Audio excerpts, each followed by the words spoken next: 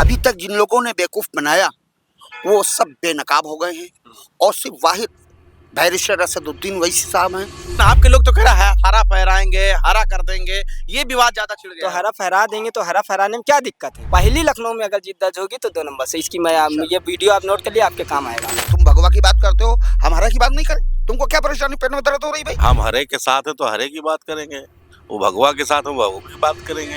यहाँ जनता है, रोड पे चले जाइए, वो रोड है कुर्सी रोड, चले जाइए, वो देखिए हरा फहरा है सब झंडा। जो अभी तक मुसलमानों को मिसयूज कर रहे थे, जो मुसलमानों का वोट लेकर के मुसलमानों पर जुल्म जातियों पर चुप थे, आप उनके होश ठिकाने आ गए। बिहार महाराष्ट्र के बाद उत्तर प्रदेश में एआईएमआईएम जो है वो सक्रिय हो गई है। उत्तर प्रदेश के सियासत में एआईएमआईएम का जो कद है वो धीरे धीरे आपको दिख सकता है कि बढ़ रहा है। 2014 से कमान एआईएमआईएम के यूपी अध्यक्ष हाजी शौकत अली संभाल रहे हैं और उनके नेतृत्व में जो है ये जिला पंचायत के चुनाव के लड़ने की तैयारी जो है फिर से जोर हो गई है।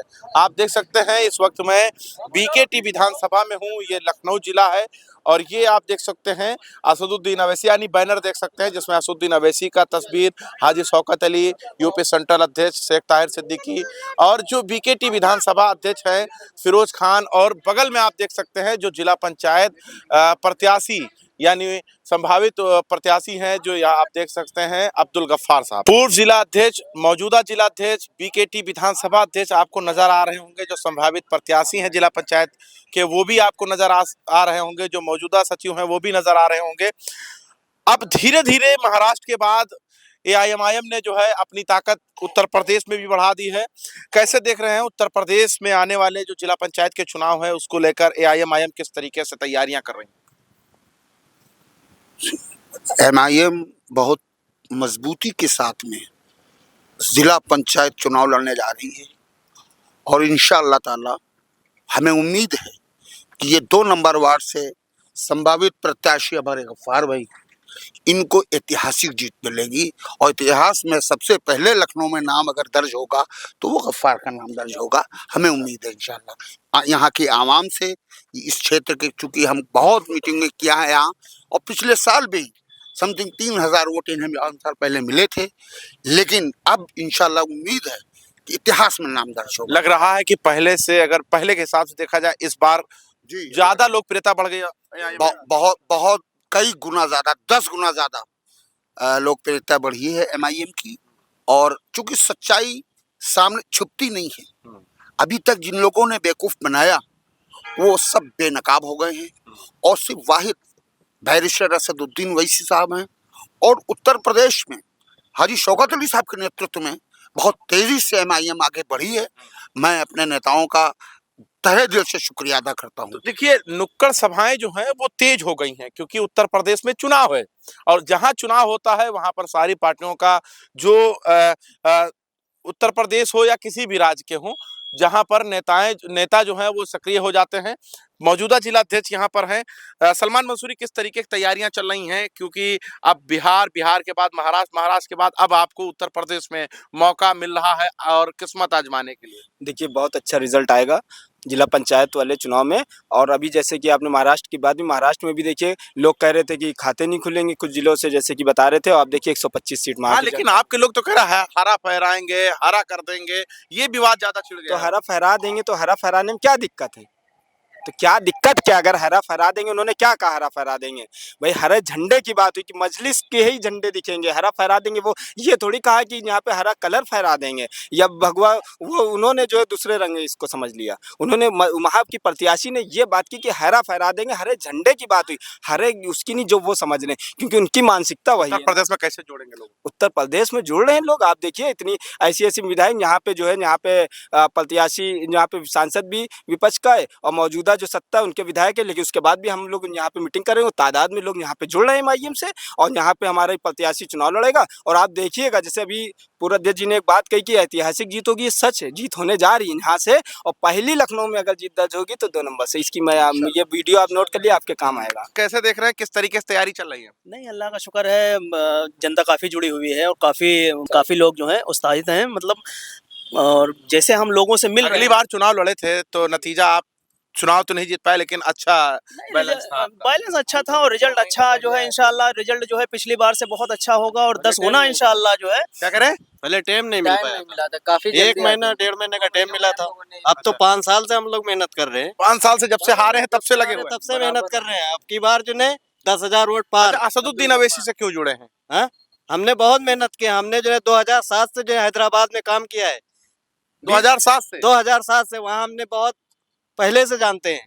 हम सोच रहे थे असदुद्दीन ओवैसी साहब आए लखनऊ में और आगे अब्दुल गफ्फार भाई को हमने बहुत मेहनत किया इनके साथ में। देखिए वो जो विधानसभा अध्यक्ष हैं फिरोज खान, किस तरह का तैयारी चल रहा है इस विधानसभा में? देखिए, मैं विधानसभा अध्यक्ष 2019 में बना था और 2019 से मैं इस बीकेटी विधानसभा में इतनी मेहनत से काम कर रहा हूँ, पदाधिकारी बना रहा हूँ। उसके बाद चुनाव का समय आ गया तो मैंने 2 प्रत्याशी बीकेटी विधानसभा से पिछली बार रखे थे, जो वार्ड नंबर 2 से गफ्फार भाई थे, वार्ड नंबर जो है 1 से एक प्रत्याशी था, वो ऐन मौके पे मेरा जो है नहीं कैंडिडेट बना। मैंने इसी सीट को लड़वाया और लड़वाया पहली बार में इस बीकेटी विधानसभा से जो कोई एमआईएम का प्रत्याशी अगर उतरा था तो वो अब्दुल गफ्फार भाई थे। और हम लोग लड़े, मेहनत से लड़े और लड़ने का यह नतीजा आया कि समथिंग 2900 के वोट मैंने पाई। नंबर था, नहीं जीत पाए, कोई बात नहीं, मगर 5 साल से मैं निरंतर प्रयास कर रहा हूँ, लोगों से मिल रहा हूँ और इंशाल्लाह ये सीट ही नहीं, आगे की 2 सीट और हम लड़वा रहे हैं, जो वार्ड नंबर 4 और वार्ड नंबर हरा फहराएंगे। जो चर्चा महाराष्ट्र में हो रहा है कि हरा फहराएंगे, इसकी जो है सियासत बहुत तेजी से हो रही है। मसला ये है, ये विरोध करने से उनका बेनकाब हो रहे हैं, उनका चेहरा जाहिर हो रहा है कि उनकी सहनियत क्या है। ये कहने वाले हम भगवा की बात, तुम भगवा की बात करते हो, हम हरा की बात नहीं करें, तुमको क्या परेशानी, पेट में दर्द हो रही भाई? अगर हम हरे की बात करते हैं, हमारा हरा निशान है, हरा झंडा है, हम उसकी बात करते हो, तुमको पेट में दर्द क्यों हो रही भाई? तुम तो असदुद्दीन अवैसी को जिन्ना का रूप बताया जा रहा है। वो पागल हो गए। हमारी आपके चैनल्स के माध्यम से उनका मशवरा है कि वो अब लोग अपना दिमाग का इलाज करा लें। वो दिमाग उनका आउट हो चुका है क्योंकि जमीन खिसक चुकी है असदुद्दीन ओवैसी के सामने, जो अभी तक मुसलमानों को मिसयूज कर रहे थे, जो मुसलमानों का वोट लेकर के मुसलमानों पर जुल्म जातियों पर चुप थे, आप उनके होश ठिकाने आ गए। बिहार की जनता ने दिखा दिया और उसके बाद 155 महाराष्ट्र में बीएमसी के खड़े किए थे, जिसमें से 125 हरा झंडा जीता है। तो हरे की बात तो होगी, हरे की बात लखनऊ में भी होगी। नफरत फैलाने की बात की जा रही है। कोई नफरत नहीं। शकील साहब, कोई नफरत नहीं है। हम हरे के साथ है तो हरे की बात करेंगे, वो भगवा के साथ है वो भगवा की बात करेंगे। सत्ता जिसके पास आती है वो अगर जनता का काम, नफरत से तो दिल नहीं जीता जा सकता ना। नफरत तो फैला कौन रहा है? नफरत तो भारतीय जनता पार्टी फैला रही है, नफरत तो शिवसेना के लोग फैला रहे हैं, नफरत तो जो लोग हैं जो मुसलमानों से जलते हैं वो फैला रहे हैं। हम तो प्यार मोहब्बत की बात करते हैं, हम तो दलित की बात करते हैं, हम तो पिछड़े की बात करते हैं, हम तो शोषित वंचित की बात करते हैं। तो उत्तर प्रदेश में क्या अब वोट काटने की बारी आ गई है, जिस तरीके से आरोप लग रहा है? देखिए, वोट काटने का हम तो वहाँ जीत के दिखाए ना, वोट कटुआ तो ये बन रहे हैं ना। वोट कटुआ तो आपने बिहार भी चुनाव में देखा कि आरजेडी बनी और महाराष्ट्र के चुनाव में सपा बनी वोट कटुआ, और अब ये वोट कटुए वाला जो है पैटर्न हाँ, नहीं लेकिन चलने अंतर था, वाला। देखिए अंतर था, जहां आप पटकनी दिए हैं महाराष्ट्र में, अबू आसिम आजमी के कॉल पे हम बात कर रहे हैं, उनके बयान पर। ये तो उत्तर प्रदेश है, यहीं के 37 सांसद हैं, यहीं के 111 विधायक हैं, यहाँ तो टकराव तगड़ा देखने को मिलेगा ना। हम आप आसिम आदमी की बात करें, मुझे हंसी आ गई उनका, जो उन्होंने कहा था कि मैं यूपी का पटक के मारूंगा, तो जनता ने उनको वहाँ पटक के मारा भी, वोट भी नहीं दिया, वोट छीन के मजलिस को दे दिया। और अब मजलिस के साथ हिंदू मुस्लिम सब जुड़ रहा है और बीकेटी में भी हरा झंडा फहराने के लिए हमारे साथ हिंदू मुस्लिम सब ये हमारे साथ हैं। राधे श्याम जी, इनसे पूछिए आप किसको जिताएंगे। मैं थोड़ी, ये जनता है, हमारी पार्टी से नहीं जुड़े, जनता है, आप पूछ लिए, झूठ मैं बोल रहा हूँ। यहाँ जनता है, आप रोड पे चले जाइए, वो रोड है कुर्सी रोड, चले जाइए, वो देखिए हरा फहरा है सब झंडा। यहाँ सपा कांग्रेस भाजपा काम विवादित बयान दे रहे हैं। अरे विवादित का सच में, आप कैमरा उधर करिए, आप कैमरा क्यों नहीं करो, देखिए हरा फहरा है हमारा झंडा। और राधे श्याम जी हमारे साथ आ गए, अब हमें टेंशन नहीं, हमारा वोट तो अपने को है, और भी लोग हमसे जुड़ रहे हैं। अब हमको जीतने से कोई नहीं रोक सकता। ये जो भाजपा का वोट कटवा ले, सब पैटर्न नहीं चला, नया कुछ लाए वो, ठीक हम है, जीतने जा रहे हैं। तो देखिए जो सियासत बिहार, महाराष्ट्र और महाराष्ट्र के बाद उत्तर प्रदेश में जो देखने को मिल रहा है, लगातार जो ऑल इंडिया मजलिस इत्तेहादुल मुस्लिमीन है उसका बढ़ता कारवा, उसका कद जो दिखाई दे रहा है, वो धीरे धीरे उत्तर प्रदेश के सियासत में एक अलग चमक बनकर उभरता नजर आ रहा है। एआईएमआईएम के जो राष्ट्रीय अध्यक्ष हैं बैरिस्टर असदुद्दीन अवैसी, उनकी लोकप्रियता अब धीरे धीरे लोगों के अंदर समाने लगा है।